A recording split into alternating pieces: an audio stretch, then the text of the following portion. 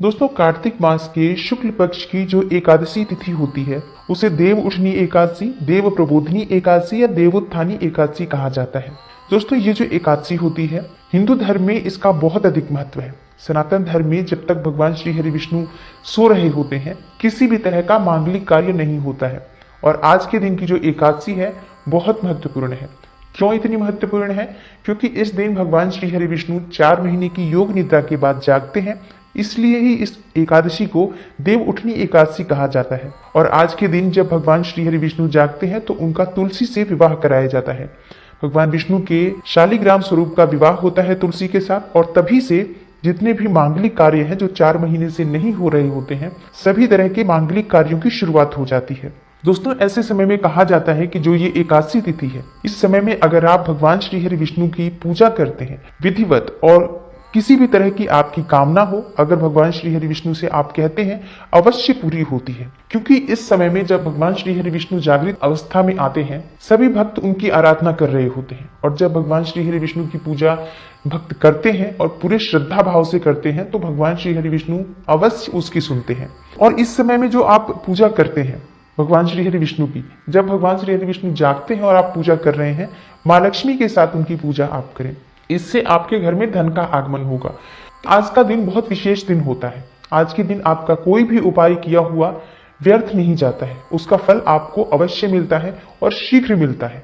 भगवान श्री हरि विष्णु जागते हैं तो आपको विशेष रूप से उनकी पूजा करनी चाहिए। साथ ही धन प्राप्ति का उपाय तो अवश्य करना चाहिए, क्योंकि धन की आवश्यकता हम सभी को है। और जब भगवान श्री हरि विष्णु प्रसन्न होंगे तो माँ लक्ष्मी तो स्वतः ही प्रसन्न हो जाएंगी। जहां श्री हरि विष्णु का वास होता है, लक्ष्मी वहां निवास करती हैं। इसलिए इस दिन विधिवत आप भगवान श्री हरि विष्णु की पूजा करें और उनके साथ ही आप माँ लक्ष्मी की पूजा भी अवश्य करें। शालिग्राम स्वरूप और तुलसी की पूजा भी आप अवश्य करें। इससे आपके घर में धन की वृद्धि होगी, घर में सुख शांति का आगमन होगा। दोस्तों, क्या हमें आज के दिन विशेष करना चाहिए? जब भगवान श्री हरि विष्णु जागृत अवस्था में आते हैं, हमें क्या करना चाहिए जिससे कि हमारे घर में दिनों दिन धन की वृद्धि हो? या फिर हमारे मन में किसी तरह की कोई भी कामना है तो उसके लिए भी हमें विशेष रूप से भगवान श्री हरि विष्णु की विधिवत पूजा करते हुए अपनी मनोकामना अवश्य भगवान से कहनी चाहिए, जिससे कि वो शीघ्र पूर्ण हो। दोस्तों, सबसे पहले तो देव उठनी एकादशी के दिन लोग व्रत करते हैं। अगर आप व्रत करते हैं बहुत अच्छी बात है, नहीं करते हैं कोई बात नहीं। सिर्फ आप इतना ध्यान रखें कि एकादशी के दिन आप व्रत नहीं भी करते हैं, आपका भोजन सात्विक होना चाहिए। किसी भी तरह का आपका उस दिन का जो जीवन हो, वो पूरा दिन भगवान श्री हरि विष्णु के चरणों में ध्यान रखते हुए समर्पित भाव से आप बिताएं, पूरी तरह से सात्विक रहकर। ब्रह्मचर्य का पालन भी इस दिन करना बहुत आवश्यक है। आप व्रत नहीं भी करते हैं तब भी। दूसरा, आपको इस दिन करना क्या है? उपाय के तौर पे आप धन प्राप्ति का उपाय चाहते हैं आपके घर में हमेशा धन का आगमन बना रहे, धन के स्रोत एक से अधिक हो आपके पास, तो इसके लिए आपको देव उठनी एकादशी पर भगवान श्री हरि विष्णु के जागने के बाद भगवान श्री हरि विष्णु को केसर मिश्रित दूध से अभिषेक करना चाहिए। ऐसा करने से विष्णु जी प्रसन्न होते हैं और साथ ही जो भी आपकी इच्छा है वो पूर्ण होती है। और धन तो आएगा ही आएगा। जब भगवान विष्णु की आप पूजा कर रहे हैं तो माँ लक्ष्मी तो प्रसन्न होंगी ही, इसमें कहीं कोई संशय नहीं है। दूसरा, एकादशी के दिन सुबह जल्दी उठना चाहिए। प्रातः काल जब आप उठते हैं तो किसी पवित्र नदी में स्नान का इस दिन बहुत अधिक महत्व है, लेकिन हम पवित्र नदियों में स्नान करने इस समय नहीं जा सकते हैं, क्योंकि व्यवस्था इस तरह की नहीं है, कोरोना काल चल रहा है।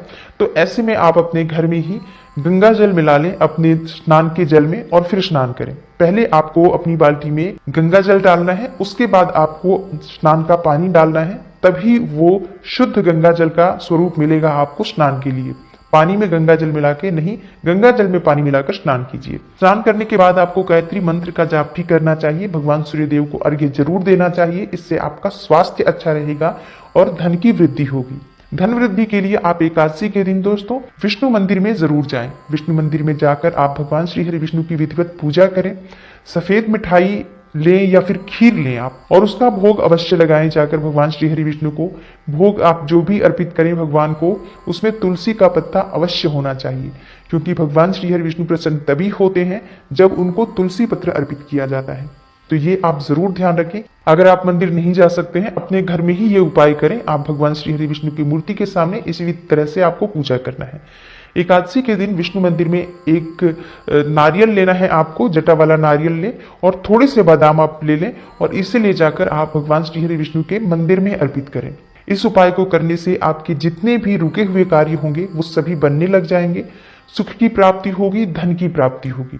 दोस्तों, एकादशी के दिन आप पीले रंग के कपड़े, पीले फल और पीला अनाज पहले भगवान विष्णु को अर्पित करें। चढ़ाए हुए जब आप पूजा कर रहे हैं तो उनके सामने रखें।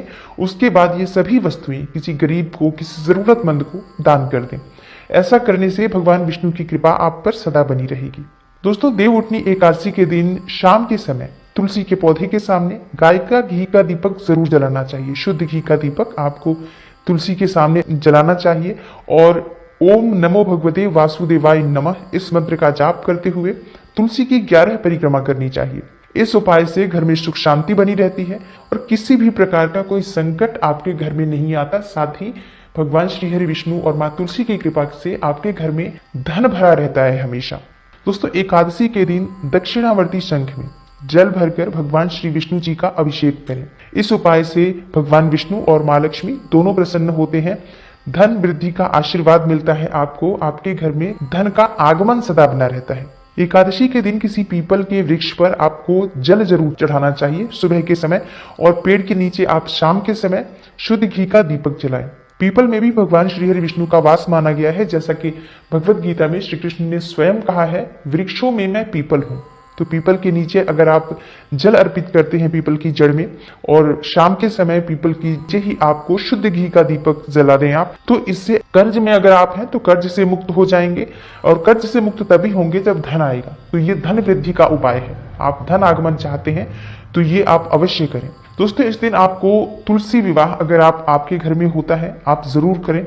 और अगर आप तुलसी विवाह नहीं कर पाती हैं, ये हर सुहागिन महिला को चाहिए कि आज के दिन आप तुलसी की पूजा विधिवत करें। आप विवाह संपन्न कराते हैं तुलसी का, बहुत अच्छी बात है। नहीं भी कराते हैं तो आप तुलसी को सुहाग की सभी सामग्रियां अर्पित करें और तुलसी को लाल चुनरी अवश्य चढ़ाएं। जितनी भी सुहाग की सामग्री आप अर्पित करेंगे ये आप किसी ब्राह्मण को दे सकते हैं, किसी मंदिर में दे सकते हैं। उन्हें अर्पित करने के बाद अगले दिन पूजा अवश्य आप करें, चाहे आप विवाह कराएं या ना कराएं। विष्णु के साथ माँ लक्ष्मी का पूजन करें, इस दिन जरूर करना चाहिए। और श्री सूक्त का पाठ करें, लक्ष्मी सूक्त का पाठ करें।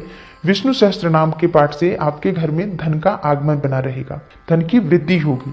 शाम के समय आपको विशेष करना है, क्योंकि ये एकादशी तिथि है, दीप दान का विशेष महत्व है। आपके घर के आसपास कोई मंदिर है, आप जरूर जाकर वहां दीप दान करें। अपनी जो तुलसी है आप उसके चारों तरफ आप दीपक जलाएं और दीपक से प्रकाशित करें। इसमें से कुछ भी आप कर सकते हैं, चाहे अगर आप जा सकते हैं तो आप मंदिर जाकर भी दीपदान कर सकते हैं और तुलसी के सामने भी दीपक जला सकते हैं। और आपको क्या करना है, अपने घर के हर कोने में दीपक जरूर जलाना है। आप तिल के तेल का दीपक जला सकते हैं, सरसों के तेल का दीपक जला सकते हैं। आप दीपक अवश्य जलाएं, हर कोना रोशन होना चाहिए। इसलिए शाम के समय घर के हर कोने में दीपक प्रज्वलित करें। और जो आपको उपाय करना है वो है, एकादशी पर भगवान श्री हरि विष्णु की आप पूजा कर रहे हैं, विधिवत पूजा करें। और पूजा करते वक्त आपको क्या करना है, थोड़े से पैसे, आप 1 रुपए का सिक्का भी रख सकते हैं, आप 500 का नोट भी रख सकते हैं, जैसी आपकी सामर्थ्य।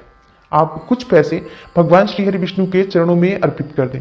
आपने विधिवत भगवान श्री हरि विष्णु का पूजा किया, वहां बैठकर आप विष्णु सहस्त्र नाम का जाप करें और लक्ष्मी सूक्त पढ़ सकते हैं, लक्ष्मी सूक्त पढ़ें, श्री सूक्त पढ़ें, भगवान श्री हरि विष्णु और माँ लक्ष्मी के मंत्रों का जाप करें। जितनी देर भी आप पूजा आप कर सकते हैं, कोई बंधन नहीं है। थोड़े समय भी अगर आप पूजा करते हैं, और पंचोपचार पूजा आपको उस पैसे की करनी है। आपको पूजा करने के बाद वो जो पैसा है जो आपने अर्पित किया है उसे आप अपने धन रखने के स्थान में रख सकते हैं, अपने पर्स में रख सकते हैं। उस पैसे को आपको खर्च नहीं करना है, ये याद रखें। वो पैसा सिर्फ आपके पर्स में रहेगा। भगवान श्री हरि विष्णु का प्रसाद समझकर आप उसे अपने पर्स में रखें। देखिए, आपके घर में धन स्वतः ही आएगा। ये जो पैसा है ये अपने आप ही आपके पास धन को खींचेगा, धन को आकर्षित करेगा। तो इस पैसे को आपको खर्च नहीं करना है, आप जरूर करेंगे उपाय। इससे आपके घर में धन का आगमन सदा होता रहेगा।